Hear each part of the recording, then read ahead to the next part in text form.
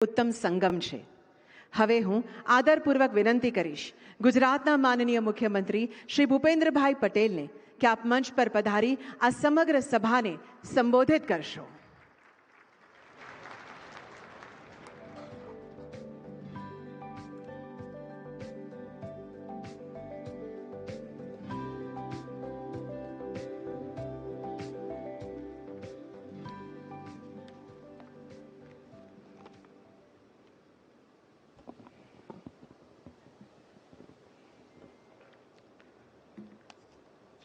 સૌરાષ્ટ્ર કચ્છની vibrant Gujarat regional કોન્ફરન્સમાં આપણું માર્ગદર્શન કરવા પધારેલા વાઇબ્રન્ટ ગુજરાત સમિટના પ્રણેતા અને યશસ્વી વડાપ્રધાન શ્રી નરેન્દ્રભાઈ મોદી સાહેબ, મારા સાથી નાયબ મુખ્યમંત્રી શ્રી હર્ષભાઈ સંઘવી, મંત્રી શ્રી ઋષિકેશભાઈ પટેલ, કેન્દ્રીય મંત્રી શ્રી નિમુબેન બામણિયા, કર્ણાટકના પૂર્વ રાજ્યપાલ શ્રી વજુભાઈ વાળા,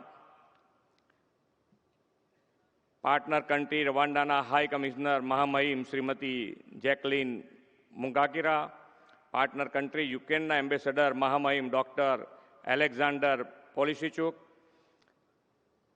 રિલાયન્સ ઇન્ડસ્ટ્રીઝ લિમિટેડના ચેરમેન શ્રી મુકેશભાઈ અંબાણી, વેલ્સપાન ગ્રુપના ચેરમેન શ્રી બી.કે. ગોયંકાજી, અદાણી પોર્ટ્સ એન્ડ સેઝ લિમિટેડના એમડી શ્રી કરણ અદાણી, જ્યોતિ સીએનસી ઓટોમેશનના ચેરમેન અને એમડી શ્રી પરાક્રમસિંહ જાડેજા, ઉપસ્થિત સર્વે મહાનુભાવો, પ્રેસ મીડિયાના મિત્રો, સૌને મારા નમસ્કાર.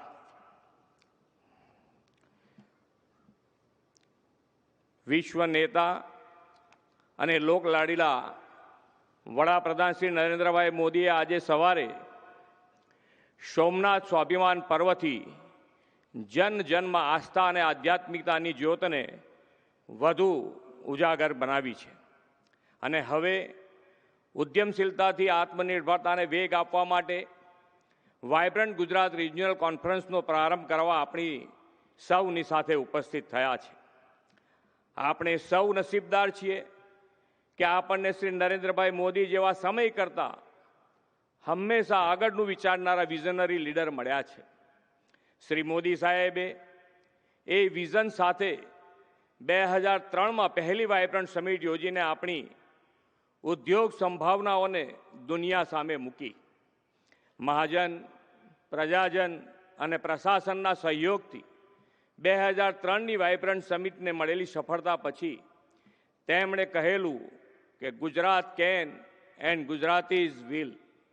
આદરણીય શ્રી મોદી સાહેબના નેતૃત્વમાં વિશ્વભરના લોકોનો ગુજરાત પરનો વિશ્વાસ, રાજ્યમાં રોકાણ માટેની સંભાવના અને બેસ્ટ ઇન્ફ્રાસ્ટ્રક્ચર ડેવલપમેન્ટને કારણે વાઇબ્રન્ટ સમિટને ઉત્તરોત્તર જ્વલંત સફળતા મળતી ગઈ.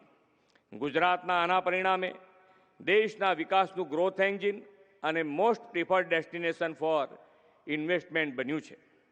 શ્રી મોદી સાહેબના દિશા દર્શનમાં વાઇબ્રન્ટ ગુજરાતની 2 દાયકાની જ્વલંત સફળતા આજે આપણી સામે છે.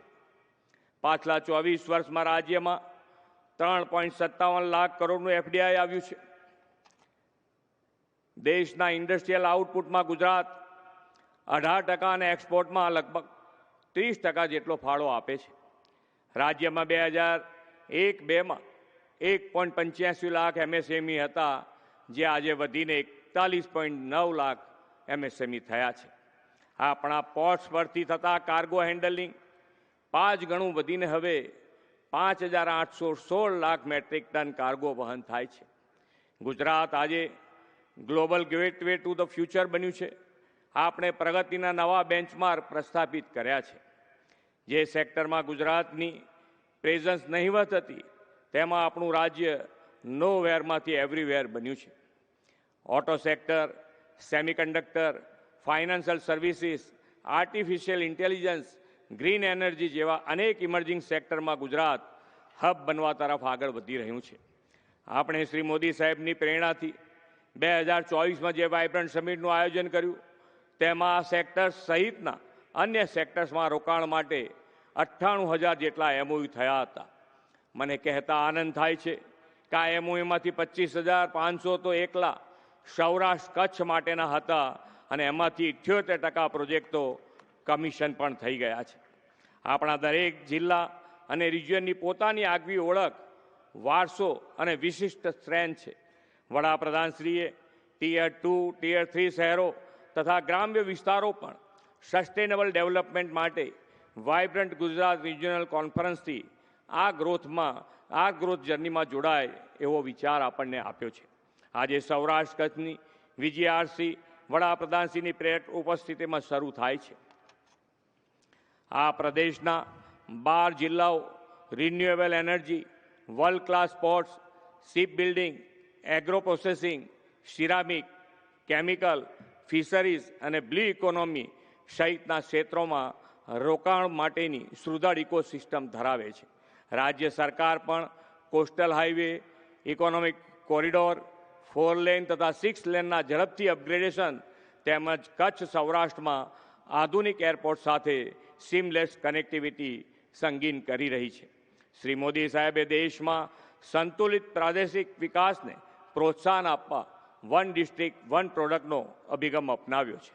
આપણા જિલ્લાઓ પણ વિવિધ પ્રોડક્ટના મેન્યુફેક્ચરિંગ હબ બનીને વોકલ ફોર લોકલ અને લોકલ ફોર ગ્લોબલ સાકાર કરે તે માટે રાજ્ય સરકારે સ્ટેટ GDPની જેમ જ દરેક ડિસ્ટ્રિક્ટના GDPમાં વૃદ્ધિનો કોન્સેપ્ટ ડેવલપ કર્યો છે. જિલ્લાઓના વિકાસની ગતિને નવી દિશા આપવા આપણને વડાપ્રધાનશ્રીના માર્ગદર્શનમાં 6 રિજિયનલ ગ્રોથ હબ વિકસાવવાના છીએ. આ રિજિયનલ ગ્રોથ હબ હવે વાઇબ્રન્ટ સમિટથી આત્મનિર્ભર વિકસિત ભારતનો વડાપ્રધાનશ્રીનો સંકલ્પ પાર પાડવામાં ગુજરાત અગ્રેસર રહેશે. વાઇબ્રન્ટ સમિટ હવે વિશ્વાસ, વિશ્વસનીયતા અને વિકાસની બ્રાન્ડ બની છે.